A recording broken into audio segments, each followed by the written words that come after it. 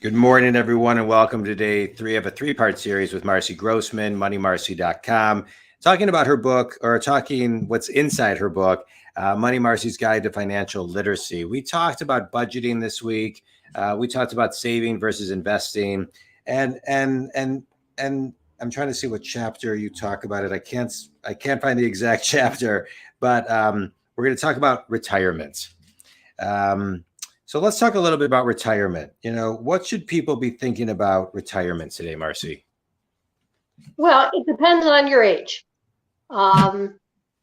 If you are young, if you're in your 20s, maybe even 30s, the biggest thing is to be putting money away.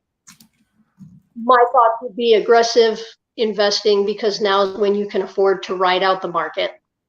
As you get older, you want to be considering if you're still putting away enough for what your needs are. People look for a magic number. I need $1 million, $2 million, or whatever the number is that they think they need for retirement.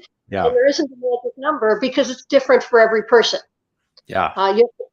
This actually links back to budgeting, because you've got to look and see what you spend in a year to know what you need to have in a year. Yeah. And some people say, oh, well, you spend 80% when you're in retirement. And it's not that simple, because it also depends on what you're going to do in retirement. Yeah. If you're going to stay at home, you need less money than if you're planning on traveling. If you're, what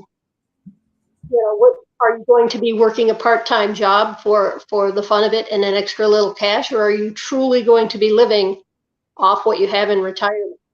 Yeah. But as you get older, you should be more actively involved in how much you have, how much you need, and seeing if you can close the gaps. It's much easier, and there's much more value in the money you invest at 25 years old than the money you invest at 55 years old, because it has time to grow. Let's talk about 401ks or SEPs for people who are entrepreneurs. I find that a lot of people sometimes don't max those out. Can you talk about the importance of what how you should handle those? Well, if you can afford it, and as you get older, typically you're earning more money, so it's easier to afford it, you should be maxing them out and taking advantage of all of your money that you can move into a retirement vehicle, because that money isn't taxed as it earns income every year. Depending on which type of vehicle you use, whether it's a pre-tax or an after-tax or a Roth, it may come out and be distributed and be taxable at that point in time, all or partial, or it might not be taxable at all.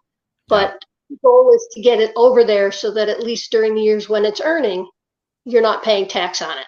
Yeah. Yeah. I love it. Marci, it's been great connecting with you all week, talking about savings, investing, retirement, and budgeting.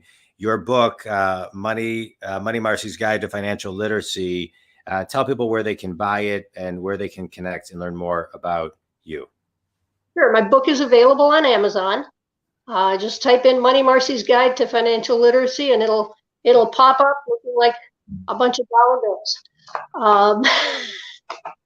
And you can find me on my website, moneymarci.com. I have a blog there you can sign up to be a part of and get my tips every few weeks. I don't want to bore anyone with too much money stuff, and I want them to have a chance to absorb the ideas. Yeah. And, I also have a Money Marci group on Facebook if you don't want to go to the website for whatever reason, or just find yourself living on Facebook.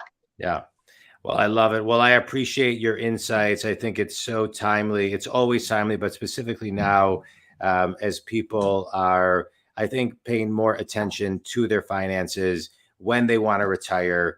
I think for a lot of people that I've talked to, retirement or enjoying their life it's not just anymore about just retirement, but it's about enjoying, because I think COVID just opened up a lot of people's eyes to enjoy themselves and have more balance, make more time for family, make more time for friends, and to really make sure that their finances are in sync. And as we see the volatility of the stock market, as we sit here today in March, looking at that, it's something that we have to take pretty seriously. So I appreciate your insights and your time and your wisdom.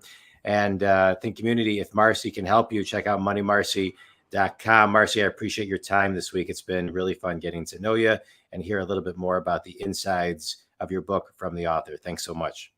Thank you.